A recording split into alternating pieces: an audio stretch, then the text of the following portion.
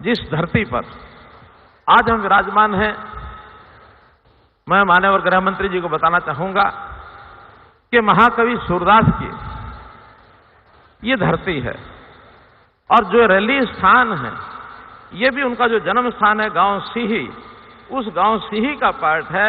इसलिए महाकवि सूरदास जी की ये धरती है। ये राजा नाहर सिंह जी का क्षेत्र माना जाता है। बाबा फरीद की यह धरती है। इस पवित्र धरती पर मैं माननीय गृह मंत्री जी का, माननीय रेलवे मंत्री जी का बहुत बहुत अभिनंदन करता हूं और सबका आपका स्वागत करता हूं। मित्रों, आज का दिन 27 अक्टूबर बहुत महत्व का दिन दो कारणों से है। एक तो आज ही के दिन 8 वर्ष पूर्ण होने जा रहे हैं अपनी हरियाणा की सरकार भारतीय जनता पार्टी। पहले 5 वर्ष हमने अपनी सरकार चलाई और अब 3 वर्ष से गठबंधन में जेजेपी के साथ मिल करके हम ये जो अपनी सरकार चला रहे हैं। आज 27 अक्टूबर 8 वर्ष पूरे हुए हैं। इस अवसर पर मैं हरियाणा की जनता को बहुत बहुत बधाई और शुभकामना देता हूं। आज 27 अक्टूबर को और एक विशेषता है। हमारे बहुत ही कर्मठ, यशस्वी ऐसे नेता जिन्होंने हरियाणा में जनसंघ से समय से लेकर के और भारतीय जनता पार्टी की यात्रा में पूरा जीवन लगा दिया। 1951 में जनसंघ की स्थापना करने वालों में डॉक्टर मंगल सेन जी, उन्होंने 40 साल अपनी इस पार्टी के माध्यम से और मजबूती से संगठन को भी खड़ा किया। भले सत्ता में रहे या विपक्ष में रहे, हरियाणा की जनता की सेवा की। आज उनके जयंती के अवसर पर मैं उनको भी अपनी ओर से, पूरे हरियाणा की ओर से श्रद्धांजलि अर्पित करता हूं। भाइयों बहनों, आज हम 8 वर्ष की बात कर रहे हैं।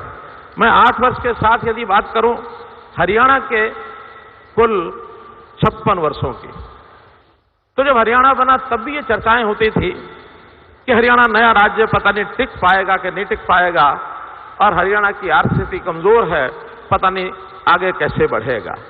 और यही बात भारतीय जनता पार्टी की सरकार जब 2014 में बनी थी तो ये शंकाएं भी लोग करते थे कि ये सरकार चलेगी, नहीं चलेगी, कितने दिन चलेगी, कब टूटेगी, सफल होगी, नहीं होगी, 10 प्रकार के प्रश्न लोग करते थे।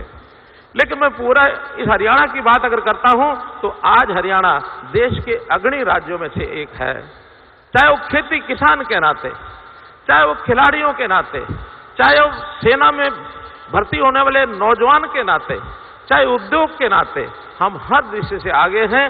और तो हमारे आईटी के प्रोजेक्ट्स हैं वो भी इतना आगे हैं कि देश भर में जितने प्रांतों को आईटी के पुरस्कार मिलते हैं 100 से ज्यादा पुरस्कार हमने प्राप्त किए हैं।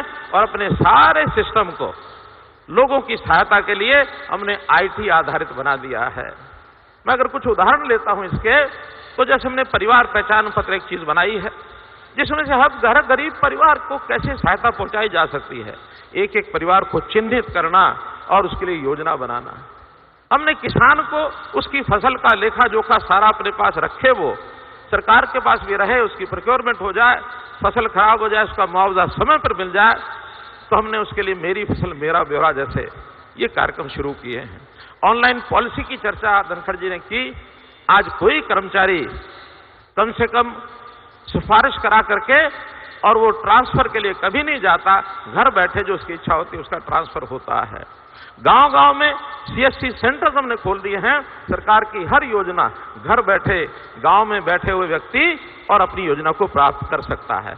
एक व्यवस्था परिवर्तन का काम हमने इन 8 सालों में किया है।